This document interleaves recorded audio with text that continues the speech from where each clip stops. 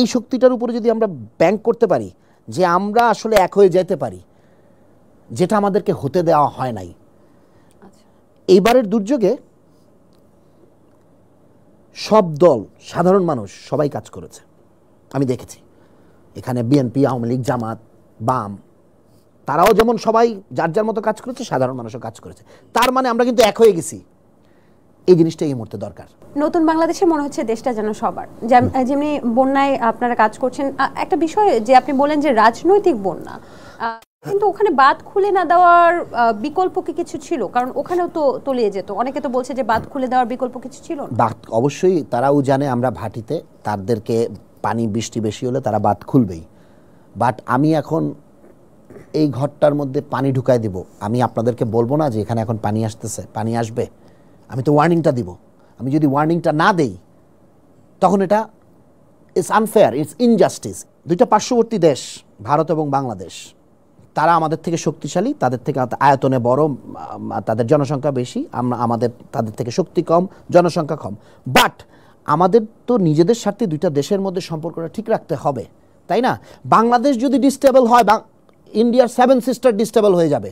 তাদের নিজেদের স্বার্থেই আমাদের সাথে তাদের সুসম্পর্ক বজায় রাখাটা উচিত এবং আমাদেরও তাদের সাথে রাখা উচিত। বাট তারা যদি সবসময় আমাদের সাথে বৈষম্য করে, তারা যদি সবসময় আমাদের দিকে একটা শোষণমূলক আচরণ রাখে, তাহলে তো হবে না।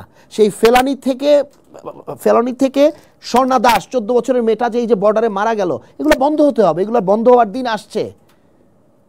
আমরা আর কোনো দেশ দ্বারা এভাবে শোষিত হব না। আমরা একটা ইন্ডিপেন্ডেন্ট দেশ হিসেবে মাথা উঁচু করে দাঁড়াবো। That's about it. বৈষম্য বিরোধী ছাত্র আন্দোলনে আপনাকে দেখা গেছে অনেক বেশি সরব, এবং আপনার ভিডিওসগুলো কিন্তু অনেকেই আপনার ক্রেডিট দিয়ে আসলে শেয়ার করছে, আমি সেটা দেখেছি। তো আপনার দেখা, আপনার চোখে দেখা আসলে বৈষম্য বিরোধী ছাত্র আন্দোলনের সবচেয়ে ভয়াবহ কোন ঘটনাটা আপনি নিজে চোখে দেখেছেন?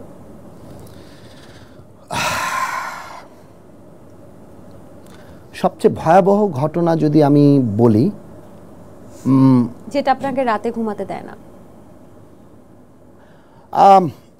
আমি চোখের সামনে গুলি খেয়ে কেউ, মানে ফরচুনেটলি কাউকে গুলি খেয়ে মরতে দেখি নাই।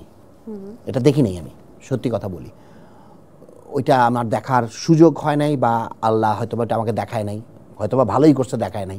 দেখালে কি করতাম জানি না, না দেখি তো ধরেন।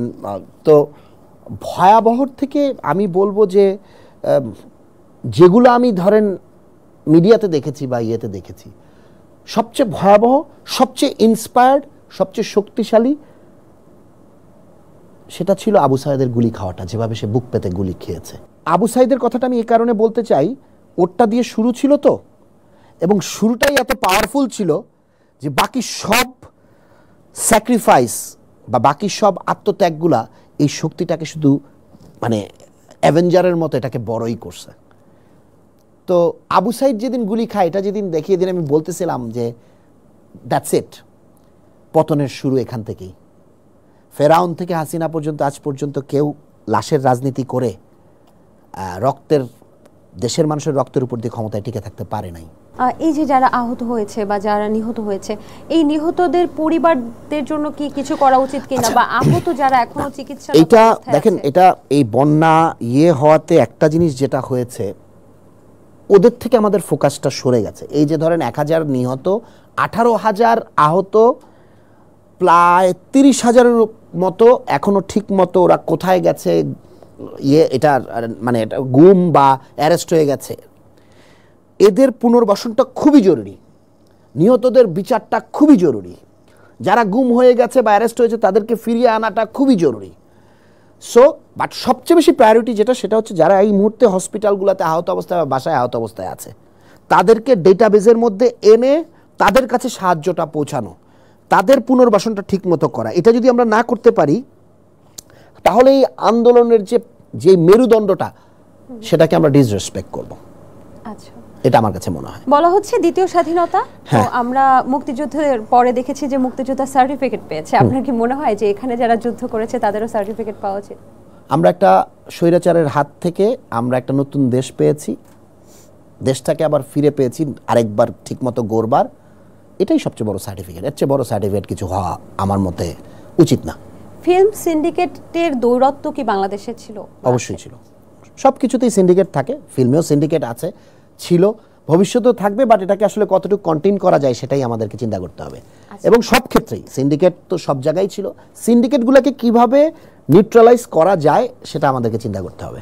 আচ্ছা, পরিচালকদের দ্বারা বা প্রযোজকদের দ্বারা নায়িকাদেরকে হ্যারাসমেন্ট করার কথা কিন্তু আমরা অনেক সময় শুনি, এটা খুবই কমন আমাদের বাংলাদেশে বলা যায় যে সারা পৃথিবীতেই একটা মিটু শিটু মুভমেন্ট এটা আছে, আমাদের দেশেও এটা আছে। হ্যাঁ, আচ্ছা, তো এই যে সম্প্রতি কিন্তু আমরা একটা মামলার কথা শুনছি, এরকম সেটা নিয়ে একটা স্ট্যাটাসও দিয়েছে এবং সেটা নিয়ে কানাঘুষা হচ্ছে অনেক কিছু, এবং এমনও শোনা গেছে সেই নায়িকাকে নাকি চাপ প্রয়োগ করা হয়েছে যেন এই মামলাটা উঠিয়ে দেওয়া হয় ডিবি থেকে বা বিভিন্ন জায়গা থেকে। আপনি এই বিষয়গুলো কিভাবে দেখেন? আসলে একদম প্রপার ইনভেস্টিগেশন হওয়া দরকার, শুধু আইন শৃঙ্খলা বাহিনী না, আমার মনে হয় যেই স্বচ্ছ সংগঠনগুলো আছে সেখান থেকে কয়েকজন ব্যক্তিদেরকে, শিল্পী যারা সিনিয়র আছেন, যারা নিরপেক্ষ আছেন, তাদেরকে নিয়ে একটা ইন্ডিপেন্ডেন্ট ইনভেস্টিগেশন হওয়া দরকার। দুইজনের স্বার্থেই হওয়া দরকার, যে ভিকটিম, যে বাদী এবং যার